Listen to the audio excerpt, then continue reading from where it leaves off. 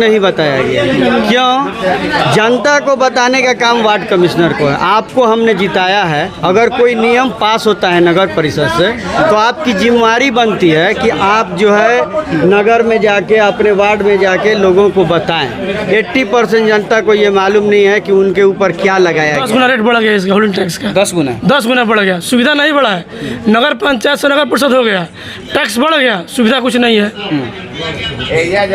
वही सुविधा है और टैक्स बढ़ गया। नगर परिषद बनने के बाद बेतहाशा वृद्धि हो गई है और गलत आदमी को दे दिया इन लोगों ने वसूली का है। और फिर एक नया एनजीओ को दे दिया गया है जो कि ब्लैक लिस्टेड भी पेपर में निकला है, FIR भी हुआ है। और 100 रुपया की जगह मैंने 1000 मैंने 10 गुना टैक्स बढ़ ये नहीं कि अगर आप चुनाव जीत गए, ये तो काम जो भी नगर परिषद के वार्ड परिषद था उनका था। इस पर चर्चा करें, बहस करें कि नहीं भाई जनता के लिए हम काम कर रहे हैं, जनता हमसे पूछेगी तो निश्चित रूप से अगर ज़्यादा टैक्स कट रहा है तो उसका विरोध होगा।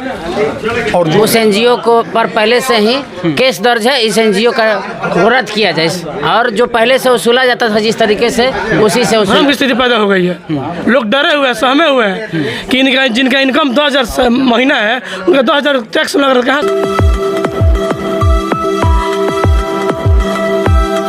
जय हिंद दोस्तों, मैं अमित कुमार सिंह और आप देख रहे हैं परसुमित लाइव न्यूज। इस वक्त हम मौजूद हैं पीरो नगर परिषद में और पीरो नगर परिषद में आप सबको बता देना चाहते हैं बहुत सारे जो लोग हैं, अभी मीटिंग चल रहा था और बहुत सारे लोगों में खलबली मचा हुआ है कि पीरो नगर परिषद में आउटसोर्सिंग यानी होल्डिंग टैक्स जो होता है पीरो नगर परिषद का ज़्यादा लग रहा है या फिर क्या दिक्कत हो रहा है। उसमें लोग यहाँ पर बैठे हुए हैं, मौजूद हैं, उनसे हम जानेंगे कि क्या दिक्कत हो रहा है पीरो नगर परिषद में टैक्स के मामले में।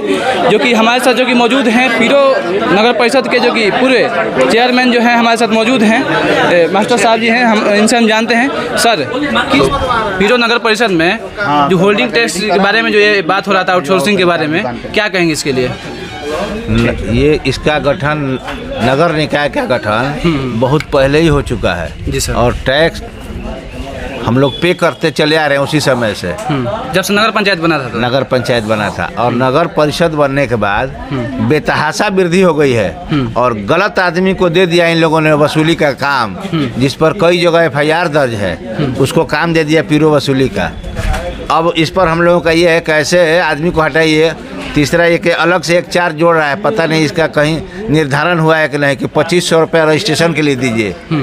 आज तक कहीं हम लोग रजिस्टर्ड हैं शुरू से, मतलब अब किस बात का रजिस्ट्रेशन में रजिस्टर्ड के लिए बोल रहे हैं? और किस बात का रजिस्ट्रेशन जब हम पहले से रजिस्टर्ड हैं ऑलरेडी। रजिस्ट्रेशन तो उनका होना चाहिए जिनका अब मकान बनेगा, अंकित नहीं है उनका अगर नाम नगर परिषद में तो अब अंकित करने के लिए उनका रजिस्ट्रेशन होगा। हम लोग तो जन्म से यही हैं और हम लोग का सबका रजिस्ट्रेशन है। ये 2500 रुपया अलग से जबरदस्ती का लोग वसूल रहे हैं, पता चला है अभी। हमारे पास तो नहीं आए थे। और दूसरा ये कि जो कर निर्धारण कर दिया इन लोगों ने, बेतहाशा इसमें वृद्धि है और यहाँ के लोगों के लिए सुविधा का कोई दूसरा व्यवस्था भी नहीं है। जो पहले से चला आ रहा है वही सुविधा वही है और पैसा 3 गुना 4 गुना बढ़ा दिए। ये कब से हो रहा है सर आप लोगों को? इधर अभी 15 दिन से पहले कि 15 दिन से बात चल रहा है पैसा वसूली का। पहले इसके पहले नहीं जो था। है आउटसोर्सिंग जो होल्डिंग टैक्स जो यहाँ पर काटा जा रहा था, यहाँ का कर्मचारी काटता था, यहाँ कर्मचारी काटता था। अब जो है प्राइवेट सेक्टर और अरुण नाम का एक आदमी था यहाँ, वही काटता था, पैसा वसूलता था, सब लोग देते थे। इस पर आप लोग क्या एक्शन लेने वाले हैं? हम लोगों का कहना ये है कि आप बोर्ड की बैठक तय करके और यहाँ का रेट जो है, चूँकि ये पटना सिटी नहीं है, ये अनुमंडल का क्षेत्र है जी। यहाँ के लोगों की आमदनी, यहाँ का रहन सहन पटना के लेवल का नहीं है, इसलिए यहाँ का कम होना चाहिए। ठीक है। तो कितना % ज़्यादा लग रहा था पहले की अपेक्षा? अब तो परसेंटेज की जानकारी नहीं है, लेकिन पता ये चला है कि 8-10 गुना ज़्यादा पैसा 10 गुना टैक्स लग रहा था। हाँ, तो इसको हम लोगों ने कहा कि वापस कीजिए। अभी आश्वासन भी मिला है उपाध्यक्ष की तरफ से कि हम लोग 1 सप्ताह के बाद बैठक करेंगे और इस पर हम लोग इसका निराकरण निकालेंगे। और हम लोग इन लोगों से आग्रह किए हैं, एक आवेदन दिए हैं कि इसको ये जो डाकू को दे दिए हैं जिस पर FIR हो गया है उसको हटाइए यहाँ से। मतलब जो होल्डिंग टैक्स जो जमा कर रहे थे उन पर FIR पहले दूसरे जगह हुआ है ना? नहीं, होल्डिंग कलेक्शन करने के लिए जिस एजेंसी को दिया गया है उस एजेंसी को हटाइए, वो ब्लैक लिस्टेड है। यहीं के कर्मचारी से वसूल हुआ ये, या यहाँ स्थानीय बहुत सारे बेरोजगार लड़के हैं उनको दे दीजिए, उनका रोजगार भी हो जाएगा, पैसा भी वसूली हो जाएगा। ये हम लोगों ने कहा है, कार्यपालक पदाधिकारी को हम लोगों ने लिख करके भी दिया है। तो क्या बोले हैं कार्यपालक पदाधिकारी? हाँ, बोले हैं कि बोर्ड का बैठक करा करके हम लोग इस पर कोई निर्णय लेते हैं। हम लोगों ने कहा कि तब तक तत्कालिक प्रभाव से वसूली पर रोक रहनी चाहिए। जी सर। इन लोगों ने कहा कि ठीक है। ठीक है सर। और आपको बता देना चाहते हैं कि अभी हम मौजूद हैं पीरो नगर परिषद में, और भी लोग हैं सम्मानित गण यहाँ पर, जो कि पहले से चेयरमैन उप चेयरमैन रह चुके हैं जब पीरो नगर परिषद नहीं था, तो नगर पंचायत था। तो और भी जानते हैं आपसे, क्या कह रहे हैं सर, क्या टैक्स जो है मामला चल रहा है टैक्स यहाँ पर पीरो नगर पंचायत के सभी नगर परिषद के सभी लोग जुटे हुए हैं। इसलिए ये पहले विभागीय असूल होता था, होल्डिंग टैक्स मकान का। अब इन्होंने क्या किया है कि बिचौलिया होता है जो बीच में एनजीओ, उनके माध्यम से 4 गुना 10 गुना बेसी असूल करा रहे हैं। जनता पीरो के तरहीमान है। हम लोग चाह रहे हैं कि जो एनजीओ है इनको हटाया जाए, विभागीय फीस से असूल किया जाए। अगर हटा देते तो ठीक है, और नहीं हटाएंगे तो हम लोग रोड पर आ जाएंगे, आंदोलन करेंगे। बस। जी बिल्कुल। और आपको बता देना चाहते हैं कि हमारे साथ जो कि मौजूद हैं उप चेयरमैन पूर्व जो है संतोष जी, क्या कहेंगे सर इसके बारे में, कितना होल्डिंग टैक्स लग रहा है पहले की अपेक्षा से? ये तो जो चीज़ थी यहाँ के प्रतिनिधि को बतानी थी, यहाँ के जनता को, जो कि जब कटने लगा कुछ जनता हम लोग के पास फ़ोन करने लगे, तब आज हम सभी लोग मिलके आज एक बैठक रखें और स्कूटी से बात किए।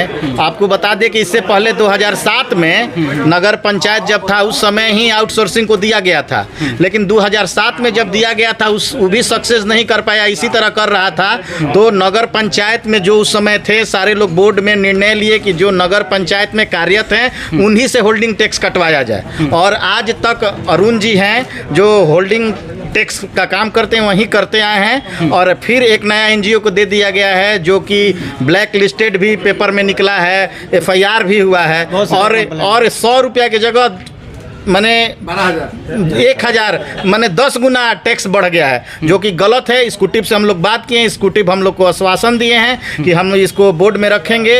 अगर स्कूटी बोर्ड में सही निर्णय नहीं लेता है तो हम लोग जितने हैं जनप्रतिनिधि हो, जनता हो नगर परिषद के, इसके लिए रोड पे आएंगे। जनता के सुविधा के लिए हम लोग को कुछ भी करना पड़ेगा, हम लोग करेंगे। जिस एनजीओ के द्वारा पहले से जो टैक्स कलेक्शन किया गया है तो उसका क्या होगा अगर निर्णय डिसीजन लिया जाएगा तो? वो वापस होगा, वापस हो जाएगा। हाँ, उसका कैंसिल का हम लोग लगे हैं कि किसी तरह कैंसिल हो और जो टैक्स लिया गया उसका वापस कराया जाएगा। पहले की अपेक्षा मतलब 10 गुना ज़्यादा लग रहा है ना? ज़्यादा लग रहा है। तो मतलब जितना लगना चाहिए उतना ही लगना चाहिए। हाँ, जैसे मिशन ही स्कूल की बात है, 19 शायद 12,000 कटता था, 19,000 कटा। लेकिन यहाँ हल्ला हंगामा होने के बाद जो ओरिजिनल मैंने जो नियम है जो पटना में दिल्ली में लगता है, उस आधार पे 1 लाख रुपया वो लोग जाके फिर सुबह में पता चला कि सब कोई एकजुट हो रहे हैं, तो वहाँ पे जाके लोग 1 लाख रुपया फिर काटा है। 1 लाख रुपया? हाँ, आप जब जाके पता कर लीजिए मिशन स्कूल में। 1 महीने का 1 लाख? हाँ, 1 साल का 1 साल का टैक्स। हाँ, 1 साल 1 लाख है।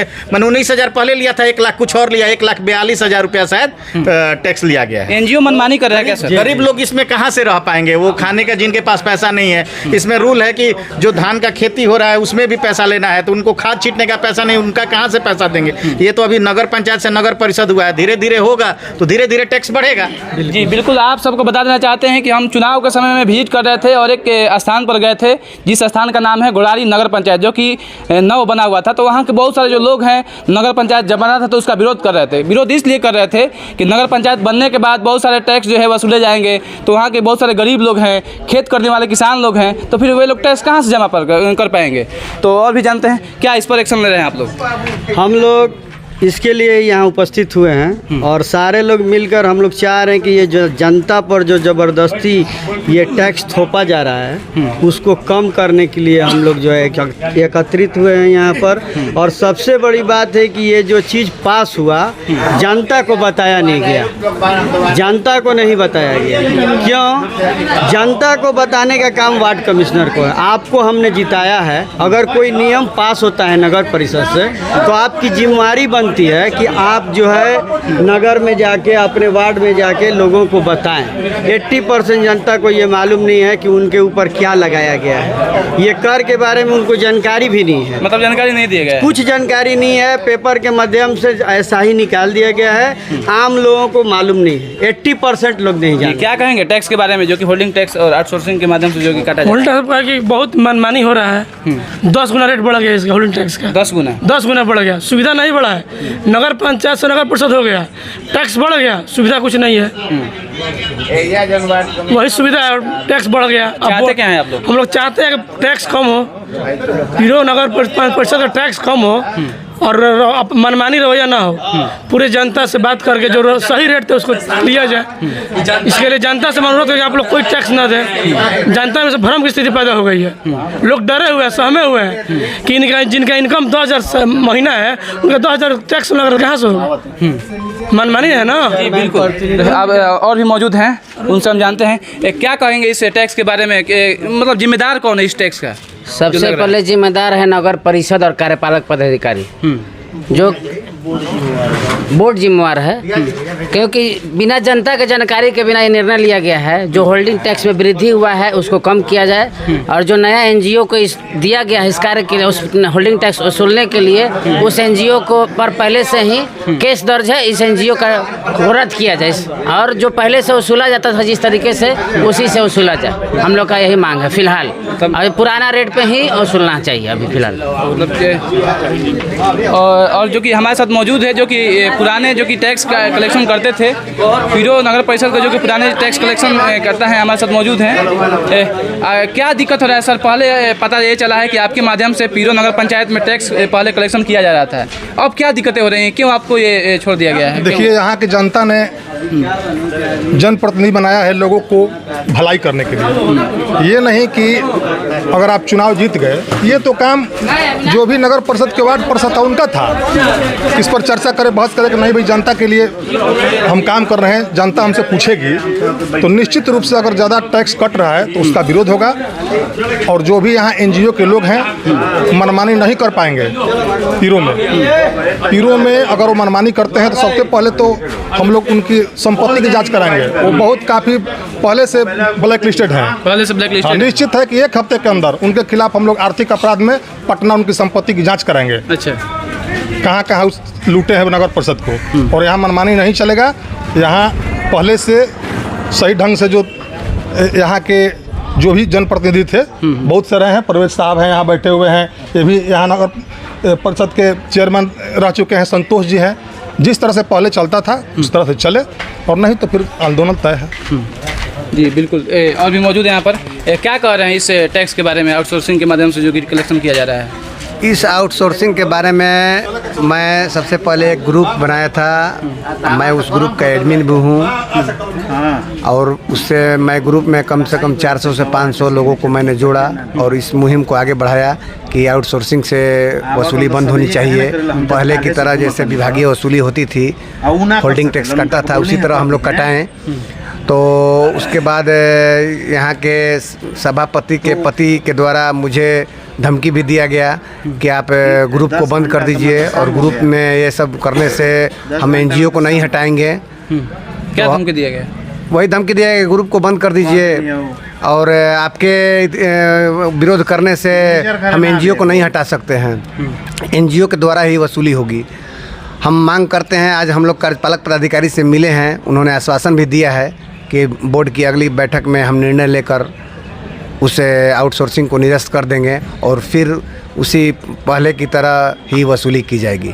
क्या लग रहा है कि इतने जो है आप लोग मीटिंग बैठाएं आउटसोर्सिंग के खिलाफ, एनजीओ के खिलाफ, जो एनजीओ यहाँ पर टैक्स कलेक्शन करता था, ये आप लोग सफल हो पाएंगे? काहे नहीं, जनता चाहे तो सफल हो जाएगी। ब्लैक लिस्टेड कंपनी है वो, एकदम होगा। जनता से बढ़ के कुछ नहीं है। बोर्ड जाके हमारा निर्णय लेंगे, बोर्ड में बैठक होगी, टाइम लिए हैं लोग, सोमवार मंगल तक टाइम लिए हैं बोर्ड, फिर से उनको कैंसिल करेगी बोर्ड। सब होगा।